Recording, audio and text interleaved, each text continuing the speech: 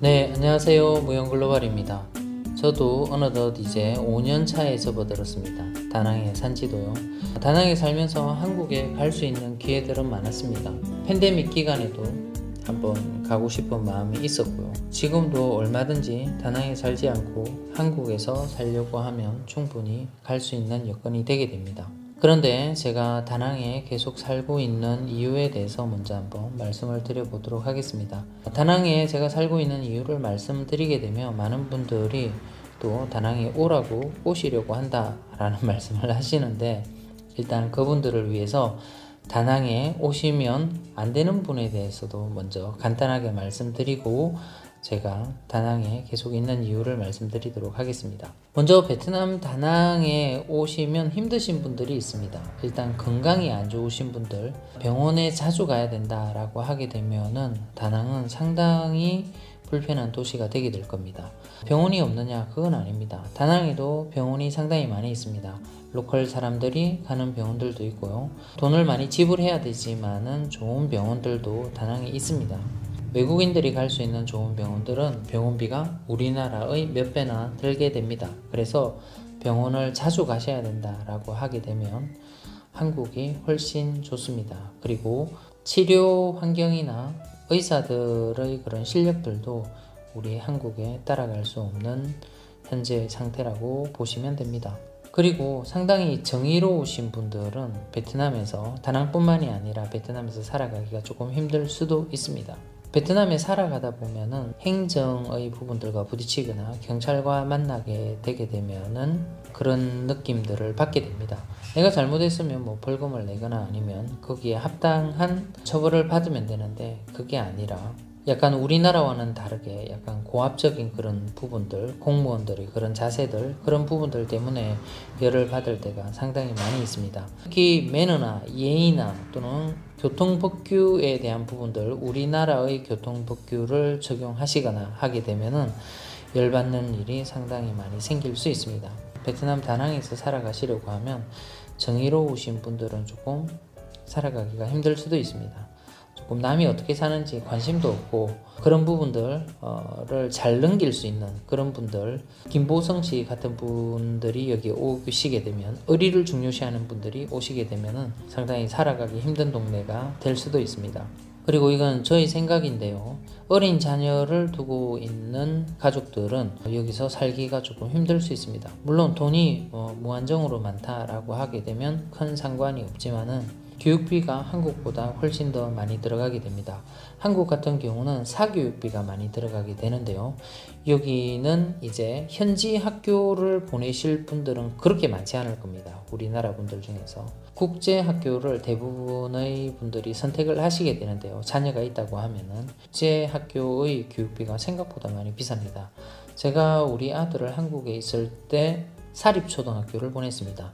그런데 그 사립초등학교에 보내는 학비보다 여기의 국제학교에 보내는 학비가 훨씬 더 높다고 보시면 됩니다. 교육비 때문에라도 여기에서 한국보다 큰 지출을 하실 수 있기 때문에 어린 자녀를 두고 계신 분들은 여기에 와서 생활비가 더 커질 수도 있습니다.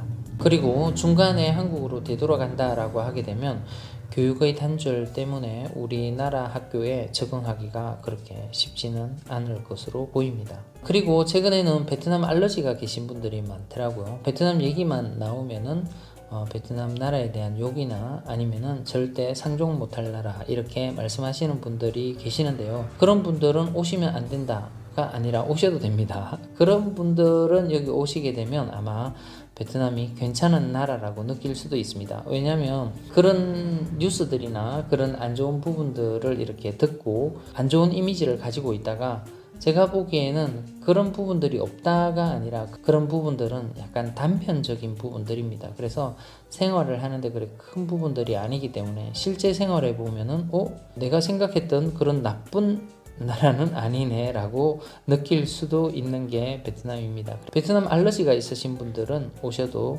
괜찮습니다. 제 생각에는 그렇습니다. 네, 그리고 제가 왜 베트남에서 계속 살아가고 있는지에 대해서 가벼운 부분부터 말씀을 드리도록 하겠습니다. 제가 여기에 베트남 다낭에서 살아가는데 날씨가 큰 작용을 하는 것 같습니다. 저는 추운 날씨를 조금 못 견뎌 합니다. 추운 날씨에 피부 알러지도 많이 생기고요. 더운 거는 땀도 별로 흘리지 않고 더운 날씨는 잘 견딜 수가 있습니다. 저희 개인적인 부분 때문에 사실은 더운 날씨가 좋습니다. 더운 날씨라도 탈출구가 없는 그런 더운 날씨는 상당히 싫어하는데요. 그래도 베트남 다낭 같은 경우는 낮에는 상당히 덥지만 햇볕이 있을 때는 상당히 뜨겁지만 밤이 되게 되면 강과 바다가 있어서 그런지 바람이 붑니다. 어느 정도 시원합니다. 그리고 우리나라보다 더운 기간이 훨씬 더 깁니다. 우리나라의 한 두세 배 정도 기간이 더운 날씨인데요. 6월, 7월 정도를 제외하고는 밤에는 견딜만한 곳이 바로 이곳입니다.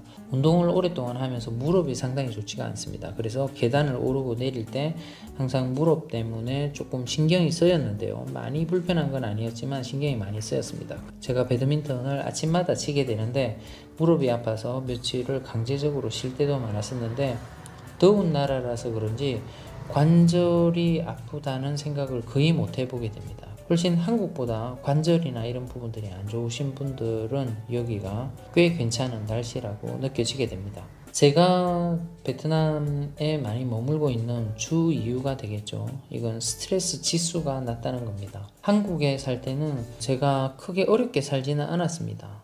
잘 살지도 않았지만은 빚이 많다거나 아니면 생활고에 시달린다거나 그러지는 않았습니다. 전혀 그런 환경이 아니었고요. 그래도 한국에서 살 때는 상당히 스트레스가 높았습니다.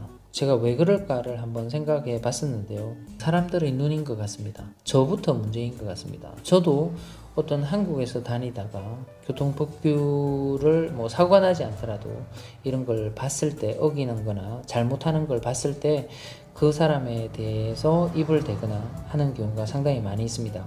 그리고 남 살아가는 데 대해서 이러면 되지 않는다, 이래야 된다, 이렇게 살아야 된다. 제 아들뿐만이 아니라 또 많은 주위의 후배들이나 친구들한테도 조언을 상당히 많이 하는 나라입니다. 우리나라는 왜 그렇게 조언을 많이 하는지 잘 모르겠습니다. 그런 부분들을 무시하고 살아가면 된다라고 생각을 하지만 사회 전반적으로 그런 부분들, 남의 눈을 신경 쓰지 않고 살아가기가 쉽지 않은 게 한국입니다. 제가 여기 베트남 다낭에 살면서 남 눈치를 잘 보지 않는 성격인데 더 안 보는 것 같습니다. 물론 제가 베트남 사람이 아니고 여기에 외국인의 자격으로 여기에서 있기 때문에 그런 느낌을 받을 수도 있습니다. 또 이 나라 사람들의 습관이나 교통법규나 이런 부분들을 볼 때 특히 운전을 할 때 많이 느끼는 건데요. 이 나라 사람들에게는 거의 교통법규가 없나라고 생각될 정도로 자기 가고 싶은 대로 가는 경우를 많이 보게 됩니다. 처음에는 운전할 때 상당히 긴장도 많이 하고요.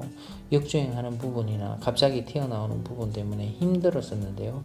시간이 지날수록 여기의 사람들 법규에 대해서 큰 신경 쓰지 않고 살아가는 부분들, 그리고 사고가 나지 않았을 때, 날 뻔했을 때도 아무 말 안 하고 그냥 가는 경우가 많습니다.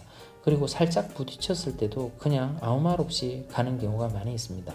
그게 단편적인 예이고요. 그렇게 뭔가 중요한 일이 일어나지 않았을 때는 이 사람들은 시시비비나 그런 부분들을 따지지를 않습니다.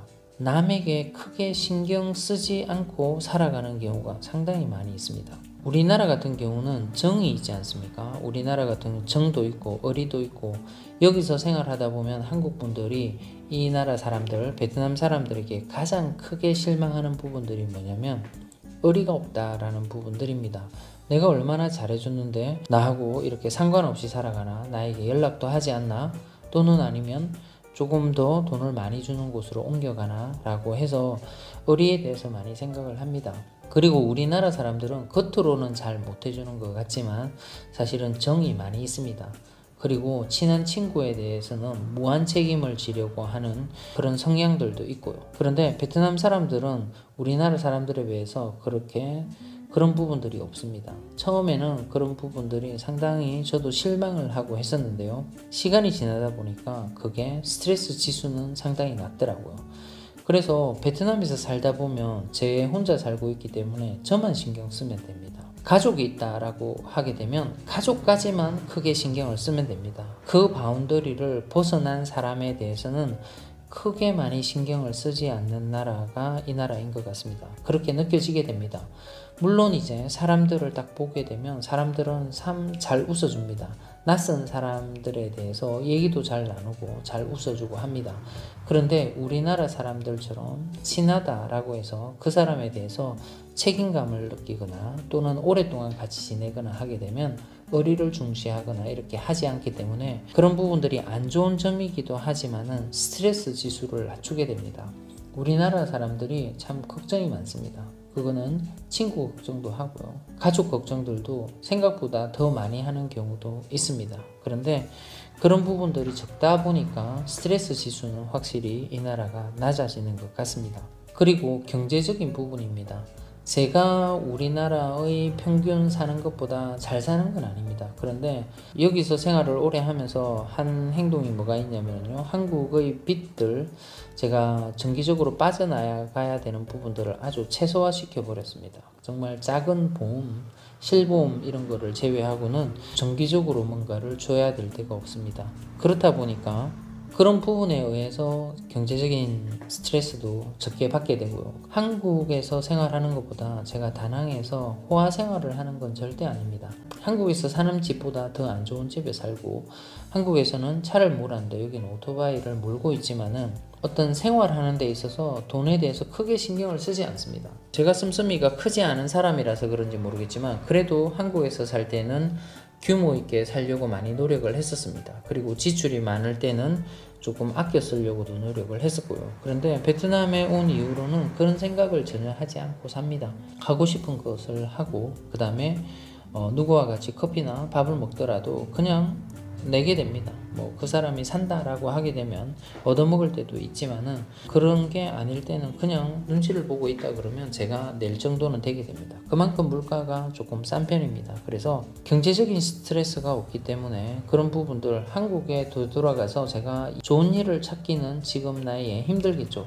하지만 또 일을 찾다 보면 제 혼자 먹고 살기에는 충분한 돈을 벌 수 있습니다. 그렇지만 거기에서 충분한 돈이라고 하는 건 정말 먹고 살기에 충분한 돈이지 걱정 없이 살 수 있을 정도의 돈을 벌기란 제 나이에는 상당히 힘들 것 같습니다. 한국으로 가더라도 제가 못 살 거다 이런 생각을 안 합니다. 모아놓은 자산은 많이 없지만은 빚이 없기 때문에 내 혼자 건사하는 데는 아직 건강하기 때문에 충분히 잘할 수 있을 것 같습니다. 여기에서 제가 스트레스를 덜 받는 것 중에 하나는 제 혼자 살기 때문에 그런 게 아주 큰 것 같습니다. 베트남에 산다라고 해서 스트레스를 덜 받거나 상당히 편안하게 산다, 그건 아닌 것 같습니다.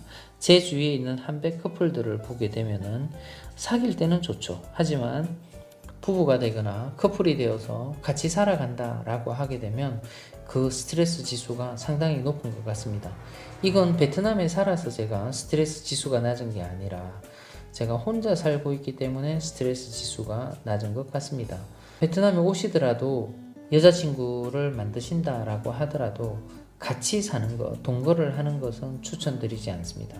그러다 보면은 좋은 것보다는 훨씬 불편한 점이나 아니면 어려운 점, 스트레스 받는 부분들이 많이 생길 수도 있으니까 혹시나 오실 분 계시면 그런 부분들은 참고를 하시면 될 것 같습니다. 저도 유튜버지만 제가 즐겨보는 유튜버가 있습니다. 슈카인데요. 슈카에서 최근에 이런 제목으로 유튜브를 만들었더라고요. 우리나라는 섬나라다. 예, 제가 생각해도 우리나라는 섬나라가 맞는 것 같습니다. 대륙하고 이어져 있지만은 그 국경을 북한 때문에 넘어가지 못하기 때문에 우리나라는 섬나라가 맞는 것 같습니다. 제가 여기에 있는 이유 중에 하나는 다른 나라를 가고 싶은 욕구가 저는 항상 컸었습니다. 여행을 하고 싶은 욕구, 그런 곳에 가서 살아보고 싶은 욕구가 컸었는데요. 베트남이 우리나라보다는 그런 쪽으로는 훨씬 더 위치적으로 좋은 나라인 것 같습니다. 옆 나라인 라오스나 캄보디아도 국경을 맞닿고 있고요. 우리나라처럼 그렇게 어렵게 가지 않아도 됩니다. 비용도 적게 들지만 방법적인 면들도 훨씬 더 쉽습니다. 태국도 그렇고요. 필리핀도 그렇고 한국에서보다는 베트남에서 가는 게 훨씬 더 쉽습니다. 그런 곳을 제 건강이 허락될 때 많이 가보고 싶습니다. 그런 욕구를 충족시키기에는 베트남이 한국보다는 훨씬 나은 것 같습니다. 한국에 돌아가게 되면 또 저도 한국 사람이기 때문에 뭔가 책임감이 발동해서 거기에서 빠져나오지 못하고 계속 열심히 하면서 살아갈 것 같습니다. 제가 해외에서 생활하는데 가장 큰 부분들, 가장 준비를 많이 해야 된다라고 생각되는 부분은 경제적인 부분보다 사실은 건강입니다. 건강이 허락되어야만 여기에서 있을 수 있는 의욕도 생기게 되고 또 여기에 머물 수 있는 힘도 생기는 것 같습니다. 최근 얼마 전에 안 좋은 소식을 들었습니다. 제 친구 중에 고향 친구인데요. 옛날에는 많이 친했죠. 최근에는 서로 바쁘고 물리적인 거리가 멀기 때문에 자주 못 만났었는데 고향 친구 중에 한 명이 하늘나라로 갔습니다. 고향은 창녕이고요. 창녕에서 제가 자랄 때는 유학을 많이 갔었습니다. 그 친구와 저는 부산으로 유학을 갔었고요. 초등학교 5학년 때 6학년 때 비슷할 때 갔습니다. 그리고 다른 두 친구들은 대구로 유학을 갔었습니다. 시골에 남아있는 친구들도 물론 있었고요. 그 친구는 저와는 다르게 상당히 열심히 공부하고 상당히 열심히 살았습니다. 저는 공부하기 싫어서 놀거나 안 한 적도, 거부를 한 적도 많은데 그 친구는 열심히 공부해서 서울대 법대를 한 번만에 합격을 하고요. 그리고 사시도 패스를 해서 변호사 생활을 하면서 서울에서 살고 있었습니다. 제가 보기에는 정말 열심히 사는 친구였습니다. 가족들을 위해서 또 남들을 위해서. 어릴 때의 기억도 그 친구가 상당히 남을 잘 도와줬습니다. 제가 여기 다낭에 있는데도 한번 놀러도 오지 못하고 열심히 살았는데 심장마비로 얼마 전에 하늘나라로 갔다는 소식을 들었습니다. 그 소식을 들은 날 눈물이 너무 많이 나서 정말 혼났습니다. 그 친구 소식을 듣고 나서 삶에 대해서 생각을 더 많이 해보게 됩니다. 나는 남은 생 동안에, 남은 기간 동안에 남들을 위해서 살아야 되나? 아니면 내가 조금 더 하고 싶은 것들을 하고 살아야 되나? 좀 고민이 많이 되는 때입니다. 오늘도 저희 영상을 시청해 주셔서 대단히 감사합니다.